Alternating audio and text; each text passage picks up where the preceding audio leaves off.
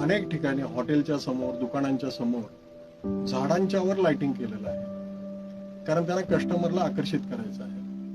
पण याचा परिणाम त्या झाडाच्या दैनंदिन जीवनावर होतो.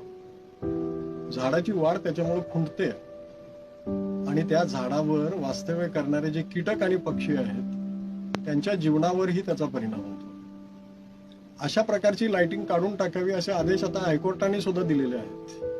फॉरेस्ट डिपार्टमेंटने सुद्धा परिपत्रक काढलेले आहेत. पण कोल्हापूरमध्येच नव्हे, अनेक शहरामध्ये हायवेला जाताना सुद्धा हायवेवरून सगळ्या हॉटेलच्या समोर आणि दुकानासमोर लाइटिंग आहे. याचा सगळा परिणाम त्या जैवविविधतेवर होतो, पर्यावरणावर होतो. इतकंच नव्हे तर रात्री अशा प्रकारचं लाइटिंग मोठ्या प्रमाणात केल्यामुळं रात्रीच्या वेळीची तापमान वाढ सुद्धा होते. तर माझं आव्हान आहे की ज्याने कोणी याच्या अशा प्रकारचं लाइटिंग आपल्या दुकानासमोर, हॉटेलसमोर केलेलं असेल त्यांनी स्वतःहून ते लाइटिंग काढून टाकावं